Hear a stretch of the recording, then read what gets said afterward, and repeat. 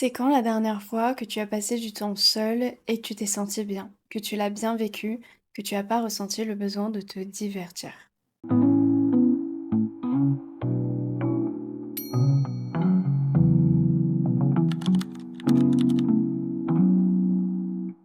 Personnellement, ça fait plusieurs années maintenant que j'aime passer du temps seul et qu'au-delà de ça, j'en ai besoin.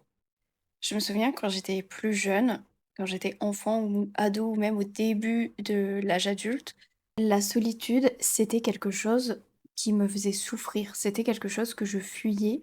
Et je me suis rendu compte que c'est quelque chose auquel on ne m'avait pas habituée. Et du coup, en grandissant, ça a été un vrai travail, ça a été ultra compliqué pour moi de réussir à passer du temps seule avec moi-même, à m'apprécier, à être bien avec mes propres pensées et à ne pas me laisser submerger en quelque sorte. Et en fait, une fois que j'ai réussi à faire ça, ça a libéré tellement de choses. Je me suis sentie tellement plus légère et surtout, au quotidien, je suis beaucoup plus heureuse. La première chose que j'ai fait, c'est de taper solitude, juste ça, sur internet. Et ce qu'on y trouve, c'est que des articles négatifs liés à des problèmes de santé mentale, liés à une solitude qu'on subit, liés à un problème. Et quand on tape solitude sur internet, jamais on nous parle juste du bien-être de la solitude. Je sais que ça m'est souvent arrivé de dire, «Bah, je suis assez solitaire dans la vie» et souvent les gens, ils me font un regard, de compassion. Ils sont désolés pour moi. Non, non, non, je crois qu'on s'est pas bien compris. J'aime ma solitude, j'aime être solitaire. Ça veut pas dire que je vois jamais des gens, ça veut pas dire que j'ai pas des gens qui m'entourent, j'en ai. Mais j'aime être seule, j'aime passer du temps seule. Ma solitude, c'est mon moyen à moi de me ressourcer, de me sentir bien avec moi-même et de prendre du recul sur tout ce qui se passe dans la vie.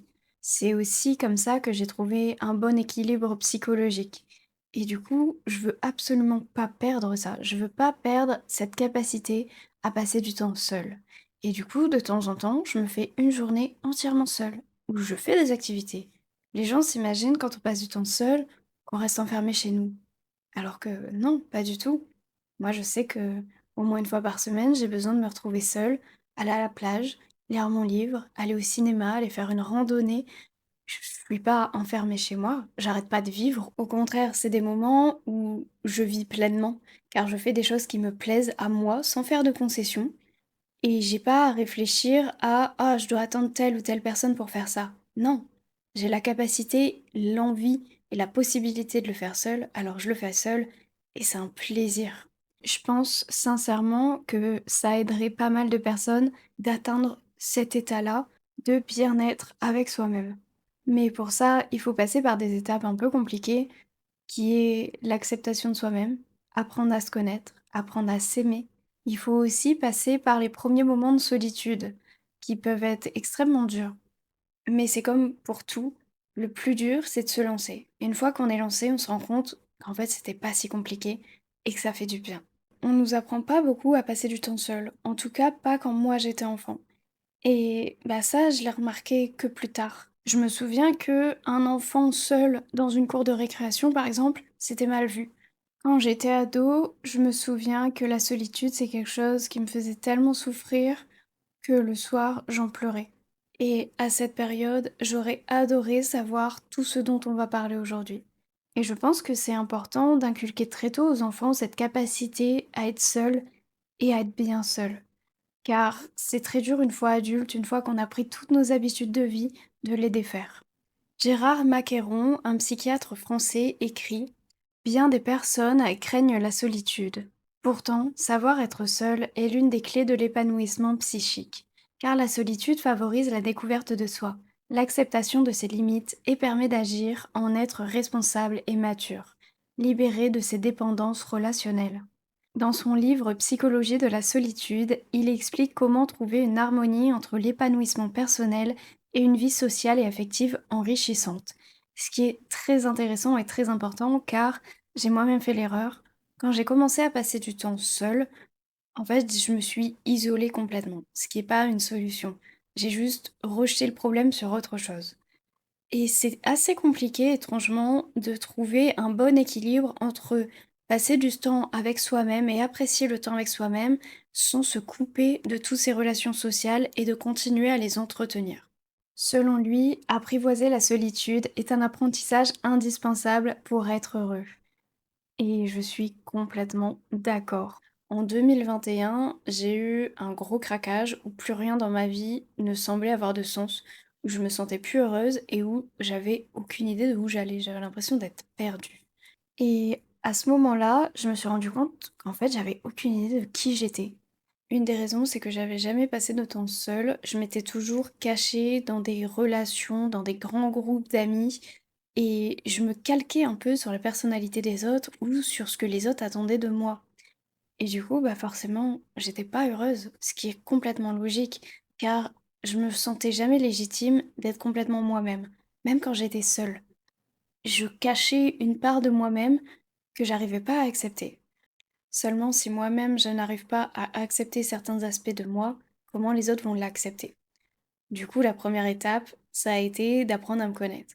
Bon, j'avoue, pour ça, j'ai été un peu radicale, car en fait, j'ai déménagé du jour au lendemain à l'autre bout de la planète, seule. C'était aussi lié à mon envie de voyager que j'avais depuis très longtemps, mais j'osais pas le faire et je me retenais, car j'attendais quelqu'un. J'attendais que quelqu'un débarque du jour au lendemain dans ma vie et me dise: «Viens, on s'en va, on y va». Mais bah, comme on n'est pas dans un film, c'est jamais arrivé. Et au bout d'un moment, j'en ai eu marre. J'en ai eu marre d'attendre, j'en ai eu marre d'attendre pour vivre mes rêves. Du coup, j'ai décidé de les vivre seule. Ça a pas été simple, mais je l'ai fait. Et franchement, j'en suis tellement fière. Alors, je vais préciser un petit truc, c'est que déménager à l'autre bout de la planète pour fuir ses problèmes, c'est pas une solution. Car en fait, mon problème, je l'ai juste emporté avec moi. Mais ça m'a aidé à me lancer. Ça m'a aidé à me faire comprendre à moi-même que j'étais capable. J'étais capable de faire des choses seule, j'étais capable de me dépasser. Et aujourd'hui, c'est ce que je fais au quotidien. Je passe du temps seule, je me dépasse, je fais des projets seuls, je les mène de A à Z et j'en suis fière. Ça veut pas dire qu'il faut arrêter de faire des choses avec d'autres personnes. Juste, il faut être capable de le faire seul. Durant ce voyage, malheureusement, je suis un peu retombée dans mes anciens travers et j'ai essayé de créer rapidement des liens avec des gens pour faire en sorte de ne pas être seule. Seulement, sur le moment, je me rendais pas compte. J'étais à nouveau incapable de faire des choses seule. En fait, mon problème, il n'était pas du tout réglé. C'est à travers mes relations humaines que je me suis rendu compte que j'étais pas épanouie et que ça me convenait pas. Que j'avais tendance à m'accrocher à n'importe qui juste dans le but d'avoir des liens sociaux. L'expression qui dit mieux vaut être seul que mal accompagné, c'est vrai. Si les liens sociaux qu'on a ne correspondent pas ou nous épanouissent pas, autant être seul. Ça, malheureusement, je l'ai compris à mes dépens, mais au moins, je l'ai compris. Du coup, après ces moments où j'ai décidé de m'isoler un peu socialement et à commencer à vivre seule et à vivre des bons moments parce que on n'a pas le temps d'attendre dans la vie, et j'ai commencé à faire de plus en plus de choses seule. Je pense qu'au petit à petit, je me suis habituée. J'ai commencé à aller à la plage seule. J'ai commencé à aller au cinéma seule. Je me souviens être restée 2 mois sans voir personne. Et à ce moment-là, c'était la première fois que ça m'arrivait. Et honnêtement, j'ai cru que j'avais un souci. J'ai cru que j'avais un problème mental. Et du coup, mon réflexe, ça a été d'aller voir une psy et de lui demander: «Est-ce que c'est normal d'aimer passer autant de temps seule?» Et je me suis rendu compte à ce moment-là que j'étais complètement matrixée par ce que la société essayait de nous faire croire ou nous mettait un peu dans le crâne. J'avais la sensation que vouloir passer du temps seul et aimer passer du temps seul, c'était limite un crime, c'était mal. Pourquoi, si je fais quelque chose qui me fait sentir bien, ce serait mal? À partir du moment où je fais quelque chose qui me fait plaisir, qui m'apporte du bonheur, si cette chose ne me fait pas de mal et qu'elle ne fait pas de mal à quelqu'un d'autre, pourquoi est-ce que ce serait un problème? J'ai eu envie à nouveau de voyager, alors j'ai changé ma petite C1 contre un Kangoo, je l'ai aménagée et je suis partie voyager seule. Alors ça a été effrayant au début, mais j'étais accompagnée de mon chien, ce qui m'a beaucoup aidée.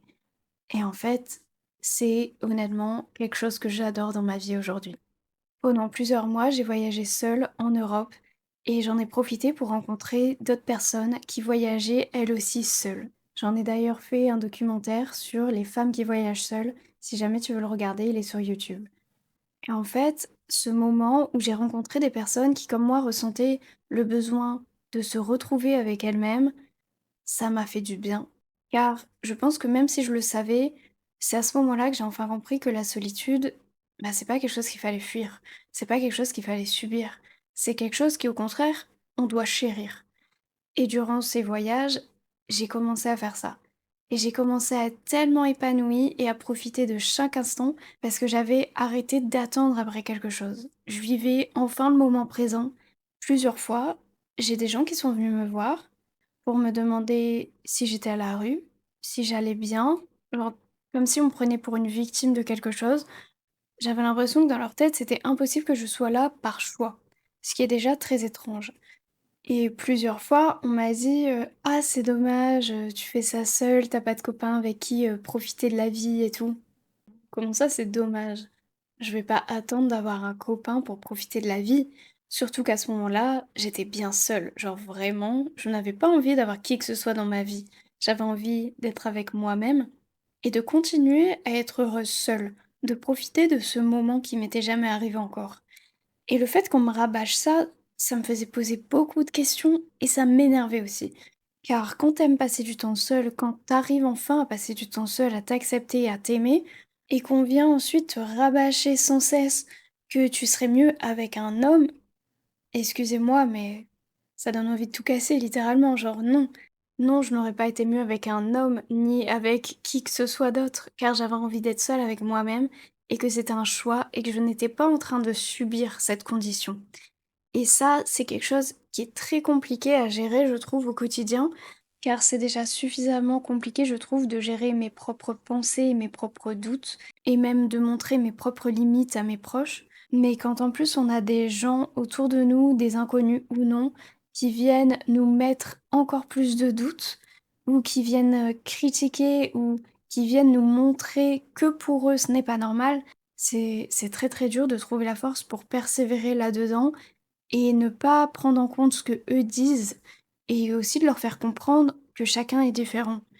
Aujourd'hui, mes moments de solitude, je m'en sers pour me recentrer sur moi-même, pour me poser des questions comme est-ce que je suis heureuse? Un peu pour faire le point en fait sur moi-même et sur ma vie. C'est des choses que je prends pas le temps de me demander tout le reste du temps. Ma solitude, je m'en sers aussi pour recharger mes batteries sociales, car clairement les miennes, elles sont toutes petites. La solitude, elle peut avoir plein de bienfaits différents une fois qu'on l'a acceptée et une fois qu'on est heureux avec. Je l'ai évoqué tout à l'heure, mais on va en parler un peu plus en détail car c'est un des éléments clés pour réussir à être heureux ou heureuse dans sa solitude. C'est le fait de s'aimer et de s'accepter. Ici, je vais vous lire ce que Jacques Salomé, un psychosociologue et écrivain, dit, car j'aurais beau vous parler de ma propre expérience, ça vous aidera pas, et mon but ici, c'est quand même d'apporter des pistes à ceux qui en ont besoin afin d'être bien avec soi-même. Du coup, Jacques Salomé écrit: «Devenu adulte, le bien-être relève de notre responsabilité pleine et entière. En renonçant tout d'abord à la victimisation et à la mise en dépendance, il appartient donc à chacun de se donner les moyens de se réconcilier avec le meilleur de ses possibles en acceptant de devenir un bon compagnon pour soi. Le bien-être ne résulte pas d'une simple intention ou désir. Il est sous-tendu par plusieurs démarches qu'il me paraît important de rappeler. Développer la capacité à être présent au présent. Cela veut dire de ne pas se laisser envahir par son passé ou par les situations inachevées de son histoire. Cela veut dire aussi de ne pas fuir dans le futur, soit en l'idéalisant, soit en remettant à demain ce qu'il est possible de vivre aujourd'hui. Accepter de s'aimer en cultivant respect, bienveillance et tendresse à l'égard des différentes composantes de sa personnalité et surtout de son corps. Ce faisant, nous inscrivons en nous un ancrage de fiabilité et de confiance pour agrandir la vivance de notre vie. Apprendre à découvrir et à cultiver la beauté partout où elle peut s'épanouir. Et déjà aller à sa rencontre en prenant le temps de la reconnaître dans ses manifestations les plus infimes. Et pour finir, se donner les moyens d'apprendre à mieux communiquer. Avec soi-même et avec autrui, avoir des relations vivantes et en santé suppose de s'appuyer sur 5 modalités de base. Oser demander, oser recevoir, oser restituer les messages négatifs, oser donner gratuitement et oser refuser. Je ne vous ai pas tout lu car Jacques Salomé a écrit une charte entière sur le bien-être avec soi-même, alors je vous mettrai le lien du site en description de la vidéo pour que vous puissiez aller voir vous-même. Selon moi, la partie la plus compliquée, c'est accepter de s'aimer. Je sais pas vous, mais personnellement, j'ai tendance à être extrêmement critique avec moi-même, extrêmement dure. Je n'accepte pas que certaines choses soient mal faites quand ça vient de moi. Je n'accepte pas certains défauts chez moi que j'accepte chez les autres. Et ça, c'est pas OK. C'est dur de s'en détacher, mais c'est possible. Aller voir une psychologue, ça m'a beaucoup aidé pour avancer là-dessus. C'est encore en cours de travail, clairement, j'ai encore des progrès à faire là-dessus, car j'ai tendance à m'auto-critiquer constamment. Mais je m'adoucis au fur et à mesure du temps, c'est déjà pas mal. Mais je vous encourage à faire de même, car tous nos problèmes, on n'est pas capable de les résoudre seuls. Et ça peut paraître bête, mais parfois entendre des phrases bateaux, ou des conseils que nous-mêmes on donne aux autres, venant de quelqu'un d'autre, et ben parfois ça tilt. Je sais pas pourquoi c'est aussi dur pour l'être humain en général de s'aimer et de s'accepter. Je sais que pour moi ça a été très dur dès l'enfance. Il y a eu d'abord mon corps que j'arrivais pas à accepter, puis ça a été ma personnalité, puis c'est revenu au corps, et c'est revenu à la personnalité. Et ça fait que vaciller entre les deux constamment, mais j'avance petit à petit. Je sais que les moments où je me pose le moins de questions sur moi-même et les moments où je me juge le moins, c'est les moments où je suis seule. Les moments où j'étais en voyage et je me suis retrouvée seule au milieu de nulle part, bah c'est des moments où en fait j'ai plus peur de la comparaison avec les autres. J'ai plus peur du jugement. Je suis juste moi et je ne peux que être moi. Alors j'imagine que cette difficulté à s'aimer, à s'accepter, elle vient principalement de notre rapport aux autres. Au fur et à mesure des années, c'est une bonne chose car on se détache de l'idéal, on se détache de l'image idéale qu'une personne doit avoir et on s'ouvre de plus en plus à d'autres choses, ce qui est essentiel. Seulement, ça reste très compliqué de se détacher soi-même de ça. Ça reste très compliqué de ne pas se juger par rapport aux autres, de ne pas se comparer.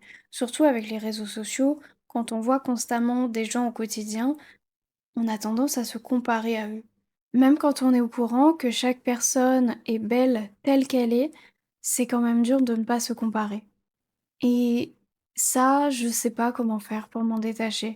C'est quelque chose qui, pendant 6 mois, ne va pas du tout m'embêter, et d'un coup, ça va arriver, et je vais voir une personne ou un post Instagram ou quelque chose où je vais me dire: «Ah, je suis moins bien».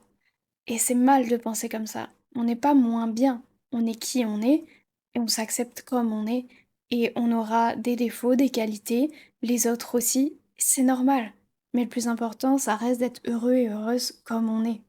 J'ai envie de finir ce podcast du jour en te lisant un dernier passage de Jacques Salomé. Le courage d'être soi est une quête qui doit se confirmer chaque jour. Il est l'aboutissement d'un cheminement semé de découvertes et de déceptions, d'enthousiasme et d'obstacles. Il s'appuie sur le dépassement d'un certain nombre de leurres et de croyances erronées. Le courage d'être soi va se révéler à nous au travers d'une succession d'épreuves. Il devra se nourrir à des racines autour de la confiance en soi, du respect de l'ex-enfant qui est en nous, de la responsabilisation pour l'adulte que nous sommes devenus.